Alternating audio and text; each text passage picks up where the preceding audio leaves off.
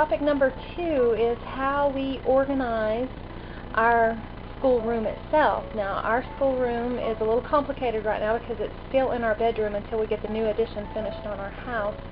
But you'll get a basic idea of how we set up everything. We do have a table in there as opposed to any desks. We found it's much easier just to work at a table than to have separate desks. We do have a dry erase board on the wall. You see that behind my son there in the picture. A couple of odds and ends posted things in our room. And then the next thing is we have this paper sorter that I got. A homeschool friend gave to me. She didn't need it, but we, instead of using it just for paper, we use it for the school subjects, the different curriculum. The top left-hand side is our art section. The next one is the phonics and reading section. And then down below that on the left is my daughter's workbooks, and then the very bottom is her sign language dictionary and flashcards. Then on the top right we have the music lesson books. Then my son's science fair project reading books. And then we have our state studies book in the middle on the right. And then down below that we have construction paper. And then below that we have just regular writing paper, so it's always easy accessible. On the very top there you'll see an extra 2-drawer paper sorter. That's where my son's handwriting notebook goes, so his copy work is easy to grab and for him to work on. The white notebook you'll see up there is the collection of my daughter's work. Anytime she does a project or something that can be stuck in a notebook, I stick it in there. And then the next thing, I love this dresser. It may not be the most beautiful dresser, but it is the most handy thing that we have in the whole schoolroom. I got this from my father-in-law and decided to use it instead of for clothes. I decided to use it for school supplies. You'll see in the first drawer we have note cards. Back behind there we have these little discs for sorting and stuff like that. I keep it in a crystal light container. Then beside that we have all our different kinds of tapes. In front of that we have our different kinds of glue, stick glue and regular school glue.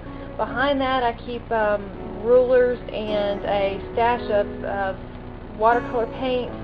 And then to the far right hand side I keep my fasteners and my cutting supplies. So that's drawer number 1. Down below that are all our writing utensils. Toward the back I save any diaper wipe containers that I get. I save those for pencils and pens and markers and things like that. So you'll see some diaper wipe containers. I believe the first one's a Huggies container. Anyway, we have our markers in the back, our pens up in front of that. Then we have our pencils, colored chalk, colored pencils, and over to the right is our big container of crayons. Okay, drawer number 3. We have any of our flat supplies, which includes puzzle boards, practice handwriting board. Those things are all in there. That's our flat supplies drawer. And then down below that, drawer number 4, we have our stacked supplies, which includes all of our felt, stacks of writing paper, and then I stuck the letters in there. Sorry, there's no rhyme or reason to that. Our bottom drawer has our specialty supplies that we may use only occasionally. The middle section is specialty markers. I keep those separate. That includes dry erase markers, highlighters, and permanent markers. My children know that section of markers those are off limits.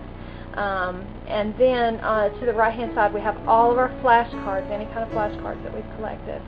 Now of course we have a couple of bookshelves full of books, but on top of them I keep the supplies that I want to keep out of the children's reach.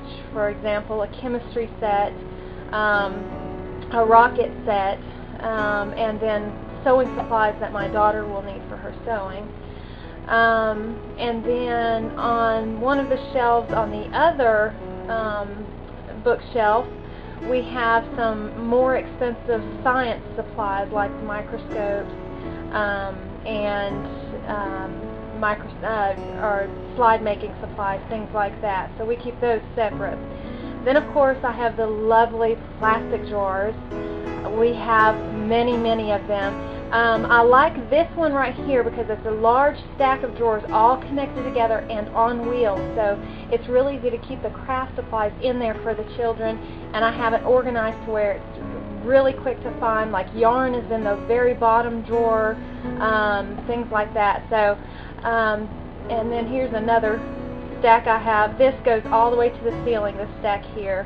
But it does include right now my scrapbooking supplies, which when I get my new closet, my scrapbooking supplies will go in my room instead. So that stack will be much smaller. This is my favorite addition to our room. We added this supply in a couple of years ago, but I've just added it to the schoolroom itself. We had it in the hallway before. This is a map shower curtain. I recommend this so highly. You can write on this with dry erase markers and it will come off. Certain colors of dry erase want to stay on a little bit more than others, but Goo Gone gets it right off, so that's no concern whatsoever right there. This way, that when you are going over travels that people make, you can write all over your map and not worry about it, as opposed to if you just had a map, you would want to keep that clean. But with the shower curtain map, it's very easy to erase and do whatever marking you need to do as you're covering geography or history, whatever you're doing in your social studies. So the only other thing that I do not have a picture of up here, we do have a section for missionaries that we're praying for. It's a separate world map that we put their prayer cards, and have the children connect the missionaries' prayer cards to where they're actually going, what their field is, by yarn. And then we pray over those missionaries. We pick one each time that we pray for them. So I hope this helps you as you're setting up your schoolroom or as you're organizing. Thanks.